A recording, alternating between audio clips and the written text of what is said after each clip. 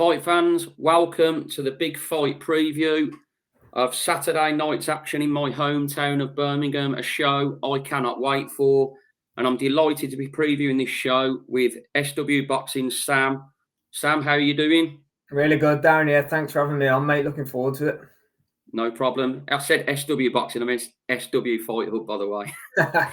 You're all right. First little question to you I want to ask.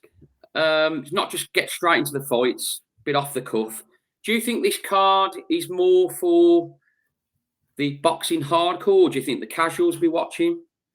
Yeah, it's a hardcore card for me, mate, all day long, Darren. Yeah, I think even Sonny and Galal, Sonny's garnered a bit of a name for himself over the years. Obviously, Galal stayed amateur long and then he won the gold medal and that kind of thing. So the main event for me would be a hardcore one. Lewis Ritson's been around the game for a long time, even though he's only 31. Connor Walker, again, had a good fight with Croc, but they're not massive household names. Cam Vong's on the way up. So yeah, I wouldn't, Callum Smith is probably the biggest name on the card, arguably, obviously with what he's achieved in the sport. But yeah, it's one for us hardcores, I think, Darren. I think that's the way I describe it, mate.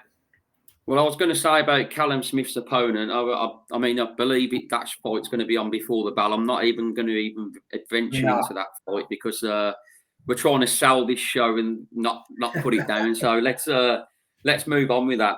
The first fight I'm going to go into is the Kieran Conway versus Ryan Kelly fight for the vacant middleweight Commonwealth title. 12 rounds. Kieran Conway, 25 fights, 21 wins. 3 losses, 1 draw, 6 wins by stoppage from Northampton. Ryan Kelly, as you know, from Birmingham, 24 fights, 19 wins, 4 losses, 1 draw, 8 wins by stoppage. How do you see this fight going? What's your prediction for it? Yeah, look, I actually think on paper it's a really good fight. I think they're both well matched. Obviously, Conway's he was meant to be fighting McKenna, wasn't he, out in that Japanese prize fight, I think, but that all fell through. Matt Trumer, an illegal dispute with Rakuten, I think it is the provider over there. But anyway, he's fighting on this card. You look down both their records, it's quite interesting because, 19-4-1 for Kelly, 21-3-1 for Conway. Obviously, they're similar records, but they're not records that scream out to you as in top level. They scream out, English, British, Commonwealth kind of level records. But when you look at who they've lost to, and, I actually didn't realize that both of them, but I had a little look before I came on here. You look at Ryan Kelly's lost to Brad Pauls, who's fighting for the European belt next week against Denzel Bentley. Hamza Shiraz, who's going to be fighting for a world title on February the 22nd. Michael McKinson, who's been IBO champion, I think only lost to Ortiz in his last fight. Then you look at Conway, he's only lost to Amo Williams, good fighter. Suleiman Sissoko, another good fighter, and Derek Azazi, who's just lost to Denzel. But these two guys they only lose at a certain level, so I think they're really well matched. I lean Conway, if I'm being honest with you, on points, Darren. But I think it'll be a good fight. I think stylistically they'll match up nicely as well. I totally agree with what you've just said there. I mean, the thing for me with Ryan Kelly, I think he's a very live outsider in this fight. He's what you'd call the home fighter. Like you say about his split decision loss, I think it was to Brad Pauls. It's split decisions, Brad Pauls. To Brad Pauls, yeah. That now looks like, and not a bad loss at all on a split decision to Brad Pauls, what he's going on to. I would tend to agree with you. I think Conway probably just has the edge with the opponents like Amo Williams and that. But I think Conway will get the nod here, but I think it's going to be a very, very tough fight. And I think it could go down to something like a split decision, maybe. Yeah, 7-5 kind of fight, maybe. Yeah, just something like that. Yeah, but I do think it will be an entertaining fight. And I think it's a very, very intriguing one.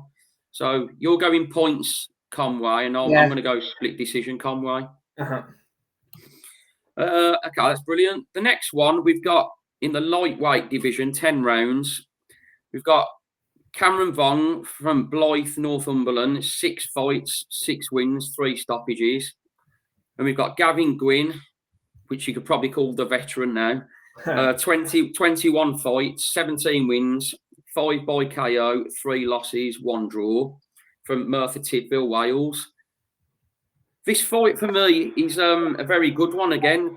Cameron Vong, major step up here, really, against the veteran Gavin Gwynn. For me, this fight is what Gavin Gwynn has got left. The last two showings from him, when he lost to Mark Chamberlain, obviously he got stopped. And then the fight before that, for was it Marcelli, the Italian guy? Was it? Yes. Yeah. Great. And he was scraped through because the guy got injured, and that wasn't a good performance from him at all. So for me, based on his last two performances, I don't think there's anything to go by to think in this fight against the young, fresh Cameron Vong, he's going to be able to do too much. So my prediction in this one would be Cameron Vong, probably a comfortable points decision, possibly a late stoppage, but it all depends on what Gavin Gwynn's got left. How do you see it, mate? Yeah, I think, look, it's classic matchroom matchmaking, in my opinion, mate. I think, like you say, they've looked at the last two performances. He got banged out by Mark Chamberlain, didn't he? And then against the Italian, like you say, he wasn't looking great in that either. Vong's 22, 23 years old. He's been in and out. I think he was last out in that Wednesday night fight night, wasn't he? Was it the AJ Dubois fight we were Riyadh and put like? Yeah, that was it. Yeah. I worry about his power, to be honest. I think it was that fight. He's 6-0, 3 knockouts, but and he's a 135er as well. Don't get me wrong, but I do worry about I don't think he's got that much pop on his shots now at this level. And no disrespect to Cameron because he's fought at a decent level, but Cameron Vong's being touted as a high level prospect. As he moves through the gears, I think he gets hit a bit too often for having a lack of power. But I don't think he'll be found out in this fight. As you said, Cameron Gwynn's 34 now, probably at the tail end of his career. We know the lighter weights anyway. As you get to mid to late 30s, it never really ends too well.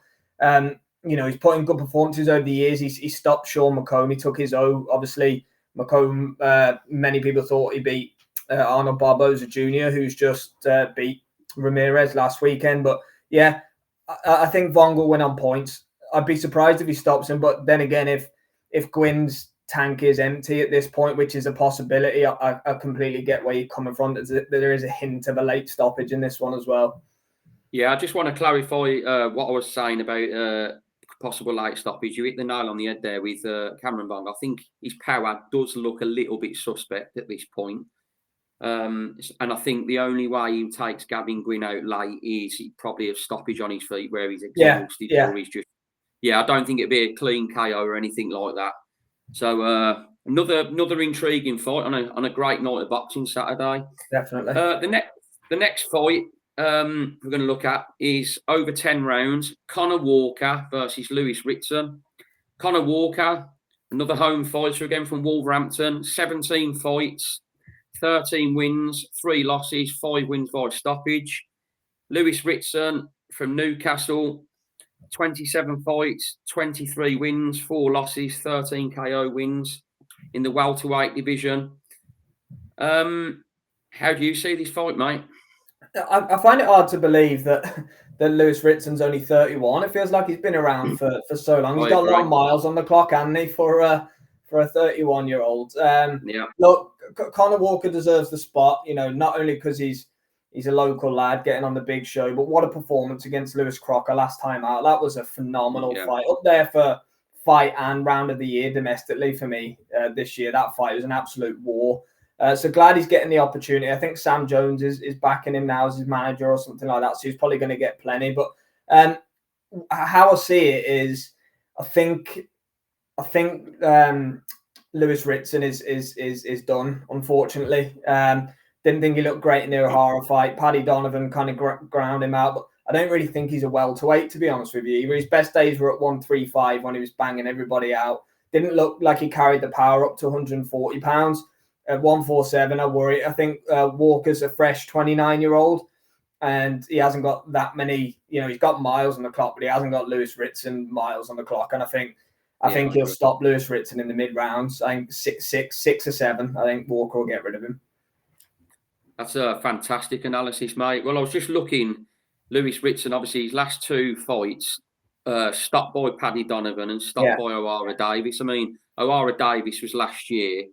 O'Hara Davis put up a creditable display against Adam Azim, but you could tell O'Hara Davis didn't have a lot left. 1 foot out of the wall as well, didn't he? That was it. Yeah, and Paddy Donovan, up and comer, touting the Lewis Crocker fight next. Obviously, Conor Walker, the last fight was Lewis Crocker, I believe, was it? And then I was at that fight, ringside live, brilliant fight, and he put on a great display. To be honest with you, Conor Walker, his chin was very durable. He was solid. I think I'm going to agree with you on this one. I think Ritson has got a lot of miles on the clock. I don't think he's got a lot left, really. Conor Walker, home fighter, crowd behind him. I think you've got to be looking at Conor Walker getting the stoppage here, and I'll probably agree with you, mid rounds or so, something like that. But all the fights. It's what I love about this card. All the fights are very, very intriguing. Great card. It is a fantastic card. And like I say, being from my neck of the woods, Birmingham, even better. Little half-hour travel there, and I'm in the arena. You going, are you, Darren, on Saturday? I am, yeah. I am. I'm going, yeah. I'm really looking forward to it. Saturday can't come quick enough. Now we're going to move on to the main event for the WBC interim flyweight title, which is vacant. Sonny Edwards from Croydon, London. 22 fights, 21 wins, 4 KOs. 1 loss against Birmingham's Galal Yafai, 8 fights, 8 wins, 6 KOs. Great fight for me. This is very, very hard one to pick. For the experience, I would edge towards Sonny Edwards. We don't know what the Bam fight has sort of took out of him yet, because he's had 1 fight since. I mean, obviously that was the fight where he was stopped against Bam. And I think Galal Yafai obviously is the puncher of the two. And it just depends if Galal Yafai can catch him. And I'm right to say Galal Yafai beat Sonny Edwards in the amateurs. I think Galal Yafai. I think so. I think he might have beaten more than once as well. But again, he beat him to he was selected, wasn't he, to represent GB at the Olympics and went on to win the medal. So Sonny talked a lot about. I watched the face-to-face they did. Talking about Robert McCracken and all the rest of it. So I wouldn't be surprised, Darren, to see them ramp up the promotion a bit in fight week. I think it's been quite pally so far from what I've seen. Obviously, Charlie and Cal, the brothers of the 2 fighters, were giving it a bit at the press conference. But I expect Sonny to bring a bit of edge during fight week. I think Galal will react to spice it up a little bit. Of course, I think it needs it just a little bit, because Eddie will want that, and it kind of deserves it, I think, to bring in a few more casual eyeballs, if you want to call it that, because it's a great fight, it's a great matchup. Yeah, I think the tickets, from what I've seen, have sold quite well too. 7,000, which is 7,000. Yeah, fantastic that is. I mean, the last one I went to on the Queensbury show, there wasn't that many there, so this will be fantastic to get that type of crowd in here. But back to the fight. I think this is, Galal Yafai is touted for big things. I think this is still a huge step up for him. I think it's going to go down to the 1. I think it's going to be very close, but I think I'm just going to about edge it towards Sonny Edwards. Possibly this could be a split or majority decision again, but I'm expecting an exciting fight. But I think the way Sonny Edwards moves and the way Galal Yafai moves, I don't think either. I mean, Sonny Edwards is not necessarily the puncher anyway, but I don't think either's going to be able to sort of like tag one another down and keep them in the corner, keep them in the trenches, because they'll be moving a lot. How do you see it? Yeah, look, it's interesting because Galal's never been in a scheduled 12-rounder. This is first scheduled 12 rounder. He's been in scheduled 12 rounder. Maybe his last fight, but he's obviously never gone 12 rounds, I don't think. But what a lot of people seem to forget, I think, in the build up to this, is that Galal's actually 3 years older than Sonny, whereas all the experience lies with Sonny. He's 28 and Galal's 31. But because you would not think that, would you? You wouldn't at all. You'd think that the ages were reversed. So it is interesting that. But like you say, it's his 9th fight. I think I think Sonny put up a good performance against Adrian Curiel last time out, the bounce back from Bam Rodriguez. But I think what gets lost in the Bam fight, I think Sonny's tactics were all wrong in the Bam fight, obviously, but it made for a fantastic fight. It really did. But Bam's putting people to sleep, and Sonny toughed it out with Bam for a lot of rounds there. You know, he needs credit for that. He's a tough guy. And Bam hits harder than Galal Yafai, for sure. I don't know if, you know, Galal's, you know, probably has the power to put Sonny out, maybe, but I think Sonny's tougher than people give him credit for. Yeah, he's a skillful boxer and all the rest of it, but yeah, people need to remember that, I think, as well. I actually think Sonny wins it wide. I do. Okay. I think Sonny wins it quite wide. Yeah, I think just based on that, you know, experience, you know, footwork, he's been in the trenches a bit more, he's handled the occasion more. You know, that's just how I see it. But, you know, again, you know, definitely wouldn't surprise me if, you know, can Galal outbox Sonny for 12 rounds? Never have gone the distance before. You know, possibly some people rise to the occasion, don't they? But yeah, I'm going to go the other way. I think Sonny wins it quite wide on points. There's a couple of key points I'll pick up there. Like the first one, you are correct about Sonny Edwards. He showed a good chin against Bam.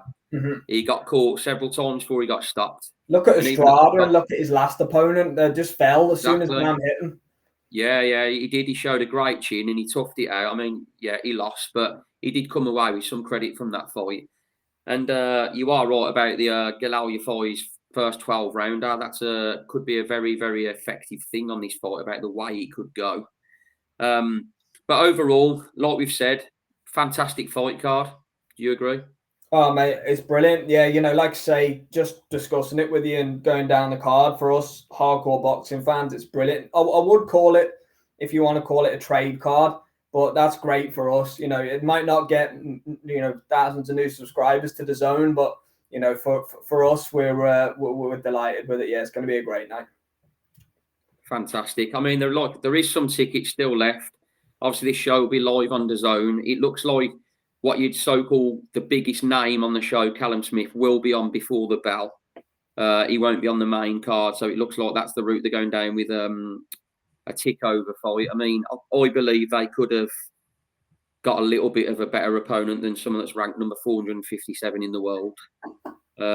But that's why I've left this part till the end of the show, mate, so we won't get that bit on at the start. It's been great getting your analysis of all the fights, Sam. I really appreciate that. Your knowledge is excellent. I hope all the viewers that are going to watch this after have enjoyed the show. We'll definitely get you back on at some point, Sam. Man, it's been brilliant having you on.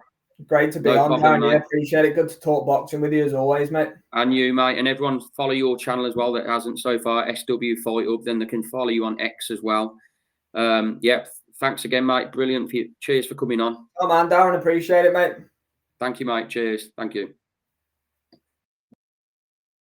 Boxing fans, welcome to the brand new boxing discussion show. We search out a lot of boxing latest news, views, and gossip from the boxing world. We pull no punches. Press the button, subscribe.